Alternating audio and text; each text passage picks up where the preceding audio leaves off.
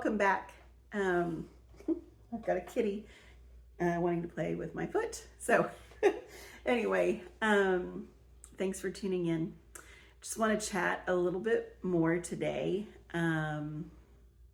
with regard to your kids. If you are a widowed mom, I'm in the process, you guys. Thanks for being patient. Let's put it that way. I'm trying to structure this channel so that Monday, Wednesday, Friday, I have set things. Fridays, I would love to focus on For the Kids Fridays. And grief with kids is very different. I think I don't know any other way. So I only have my perspective to share. But my kids were my main reason to keep going. And I look back, I'm actually writing in the middle of, well, more than past the middle. I'm writing a book. And as I'm writing, I'm going back to my calendar from the early days just after Bob's passing.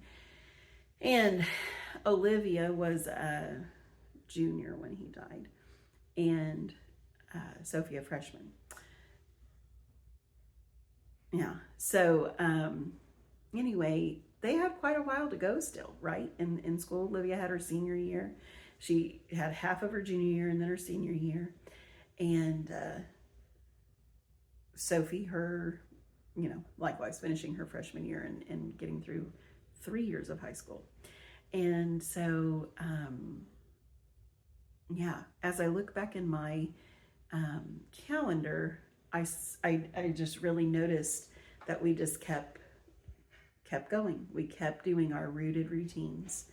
And I think that that's very important, down to the fact that I don't know how you guys usually eat dinner or supper, wherever you're from, but we always, as a family, I would say most of the time, ate dinner at the table every night. And, that was Bob's, one of his favorite things is coming home from work and having us sit at the table and we just talk and, share what happened through the day. And it was a rooted routine. And I tried to continue that, even though I know my headspace was very traumatized. Really didn't want to cook. I made myself. And I made myself continue to have some kind of dinners, and we would sit down. And man, it was excruciatingly painful to have Bob's empty chair.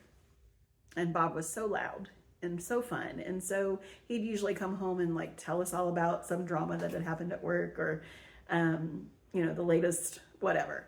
And it was so missed. It was so missed. He was so missed. And everything about him was missed. Still is. I really made it a priority to keep cooking and for us to keep having dinner. And I wanted to keep, I don't know about you, but I wanted to keep as much the same and consistent as I could for our own mental stability.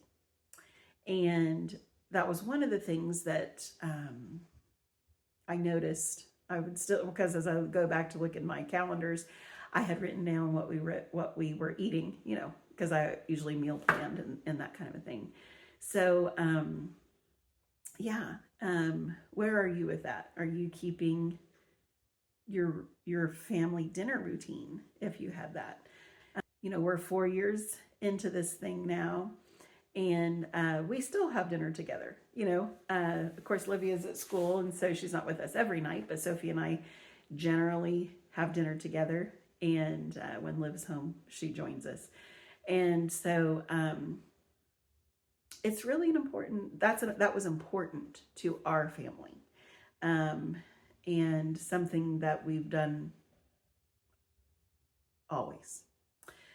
So as far as that consistency, I didn't remember necessarily at the time keeping up with it until I've looked back and I'm like, oh wow, we really did keep up with that. So I think that's healing and helpful, and I'd like to know your thoughts on that. And if you're not a widow and you just like to follow along on this channel, do you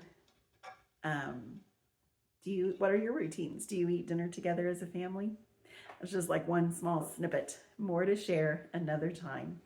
But that's my gift for you today.